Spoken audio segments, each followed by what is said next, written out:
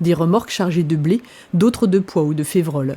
Novial est le premier fabricant régional d'aliments pour l'élevage. Ici, à Noyelles-sur-Escaut, dans le Nord, on prépare les savants mélanges qui nourriront veaux, vaches, poules ou cochons. Ce que j'ai dans la main, c'est un produit qu'on appelle le fève extra. C'est un extrudé à base de protéines régionales locales. Donc on a là-dedans 40% de févrole, 40% de pois et 20% de soja. Et demain, il y aura du lupin. C'est parce qu'aujourd'hui, on a commencé à travailler sur de la févrole et du soja en région et le pois, on l'avait d'origine. Pour la campagne 2020-2021, il y aura du lupin qui sera réintégré dans ces mélanges. Fève extra, c'est la réponse locale, importante, encore balbutiante, mais riche de promesses pour remplacer par exemple le soja brésilien, jusque-là source importante de protéines végétales. C'est bon pour la planète parce qu'on évite d'aller chercher des protéines à l'autre bout du monde. L'objectif, il a été clairement exposé par les autorités, entre guillemets, qui est de retrouver une indépendance. Une indépendance, ça ne veut pas forcément dire ne plus acheter à l'extérieur, ça veut dire avoir le choix et pouvoir finalement construire des choses où on n'est pas à la merci ou d'un marché mondial ou d'une spéculation par les fonds de pension américains, par exemple. Le lupin, le voici. Petite fleur blanche pointée de noir, Noriap en développe la culture depuis 2018. L'intérêt, sa graine est naturellement riche en protéines, 36%. La difficulté, on apprend, on tâtonne, on teste, on cherche les meilleures terres, même si on sait déjà qu'ils n'aiment pas les sols crayeux et les pH élevés. Après un hiver pluvieux, on est en train de vivre un printemps hyper sec et là on voit effectivement que la culture du lupin est en train de souffrir de ce type de sol et de ce type de climat. Donc voilà, on est dans la phase d'essai et puis on essaie de réunir tous les éléments pour qu'à la fin, au bout de plusieurs années, on se dise bon tiens, le lupin dans nos régions est plus adapté à tel type de sol. L'avantage du lupin, c'est qu'il pousse tout seul ou presque. Ceux qui se sont déjà lancés dans l'aventure ont l'habitude de dire qu'on vient plus souvent voir la parcelle en voiture qu'avec un pulvérisateur. C'est ce qui a motivé Édouard, par ailleurs apiculteur, et attentif à la bonne santé de ses pollinisatrices.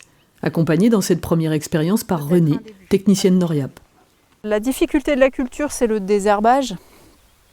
C'est une plante qui tarde à couvrir.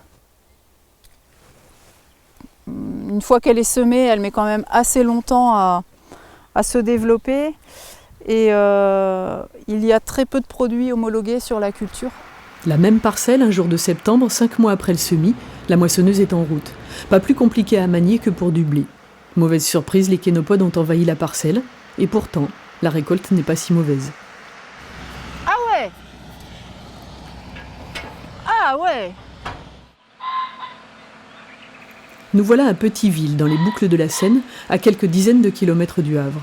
Une exploitation partagée entre des terres inondables et d'autres très séchantes. C'est sur celle-ci que Benoît Minard a implanté son premier lupin. La moissonneuse bat sans accroc, lui se projette déjà à la saison prochaine.